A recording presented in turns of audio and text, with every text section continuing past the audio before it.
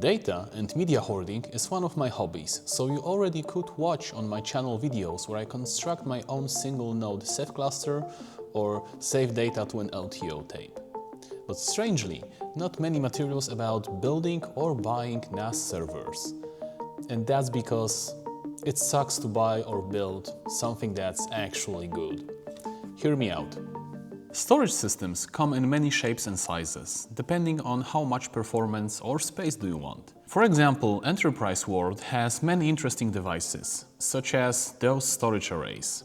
But their key use case is building a redundant fabric with a protocol of your choosing. So even if you got one of those in your home lab, would you be able to fully utilize 25 gigabit of iSCSI or 22 gigabits of fiber channel? And more often than not, those enterprise devices are used for exposing raw block devices, not file systems. So essentially, it's like having a remote hard drive that you still need to format. And don't get me started on noise and power usage. Well, actually, power usage is becoming a pretty big deal. If you compare yearly power bill for your storage solution, cloud storage options can become dangerously attractive. But this isn't about getting the best value for your buck.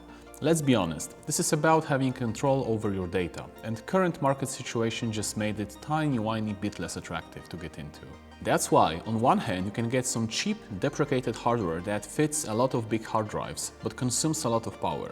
Or you can splurge on current platform that takes less power, but has a higher upfront cost. From now on, whenever I say NAS, I mean home or home lab data storage systems. Because technically, even a Raspberry Pi with a single SSD attached can be a NAS. But I assume you wouldn't want to store your important data on it indefinitely. So how to start building your reliable home storage system? Storing data is expensive. Everything about it is expensive. The drives, the hardware, everything. And instead of getting cheaper, the prices get stale or just go up. You can cheap out on some parts, but let me present to you the holy trinity of storage systems. Drives, hardware and power. For example, if you cut corners on drives and buy more smaller ones, or just get some old smaller drives you may find lying around like this 2 terabyte Seagate, you'll need better hardware to fit more drives in at once, and you'll pay more for power because every drive is roughly 10 watts consumed constantly. If you get cheaper legacy hardware, you'll probably pay more for power. Or you'll pay with convenience or no capacity for growth, which will mean buying another server. Finally, if you want to prioritize power usage, you'll have to pay more on both hardware and the drives. Power is a constant factor that you can easily forget, so let's do a quick math exercise. Depending on where you live, this might be a bit more in your favor, but here in EU, Poland, a single kilowatt hour costs roughly 34 cents. That's a total cost, including taxes and everything. Let's assume our NAS device has only drives, no GPUs. We are using it only for data storage, and the drives are spinning constantly. In my experience, having drives spin up and down shortens their lifespan, so I think that's a fair assumption. Having all that in mind, let's say our NAS consumes 50 watts of power 24/7. That translates to roughly 40 cents a day, $12 a month, and almost $150 annually. My point is, compare that cost to your favorite cloud storage provider and decide for yourself whether you want all the convenience right here and now, or do you want to do this by yourself? And have in mind, this is just power expenses alone. Because, let's be honest, if you are not planning on running multiple VMs or having a shared storage or building a local media library, then it's perfectly okay to just get some cloud storage, ideally a free tier, obviously. I have been fiddling with storage media for quite some time, and I still use Google Drive, OneDrive and Dropbox, just to have some offsite backup for smaller yet crucial stuff. But there is some data I want to access locally, no matter what, even without internet access. I like to own my data, and I like to have it accessible locally, and my privacy and so on, yada yada yada. Having said that, I started to look for a NAS.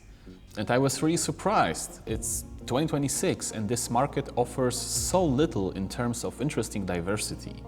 From the get-go, I wanted to build my own NAS, because I have some spare components lying around, and I find out-of-the-box solutions to be really expensive and generally not a great bang for your buck. Yes, obviously, I know you can build a NAS inside a typical PC case, but I don't really find it appealing. No hot swap capabilities and potentially a lot of space wasted. I also tried to look for some old deprecated hardware I have lying around in the data center I work at, but it turned out that either ATX motherboard won't properly fit, or that those platforms come with custom PSUs that are both custom factor and very high power. For example, look at this old Supermicro server case. At first glance, it might seem ideal. It can hold 8 drives, it has space for some full-size 5.25-inch drives, it can fit my ATX motherboard, it has 2 power supplies, but here's the problem.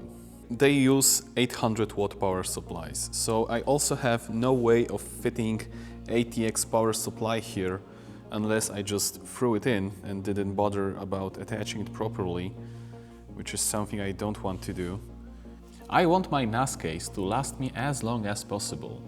It is, after all, a piece of equipment that has the highest chance of living the longest and survive many upgrades. So I started Googling for a NAS case, and I don't know whether Google is blocking results or I fell into some sort of results black hole, but there is so little to choose from.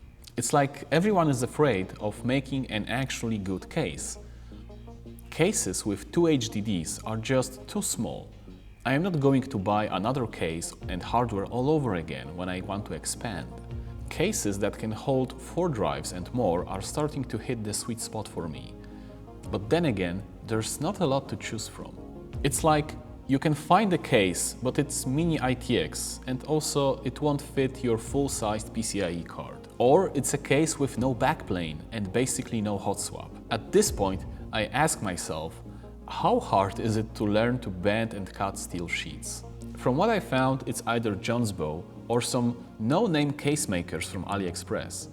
I have to mention that looking up some NAS-oriented YouTubers really broadened my horizons, because they might show off some interesting case, but then they also show some totally amazing motherboards that I wouldn't be able to find by myself in a million years. Like mini ITX Mobo with 4 2.5 gigabit integrated interfaces. Sadly, my conclusion is that if you want to look for some interesting electronics or parts related to NAS, you have to browse AliExpress and prepare yourself for some Chinese shenanigans. Having said all that, I ordered some stuff, so subscribe if you want to find out what I got and what NAS will I build. Quick update, I already got my first AliExpress package, and instead of a PCIe expander card, I just got some cables. So like I said, prepare yourself for unforeseen consequences.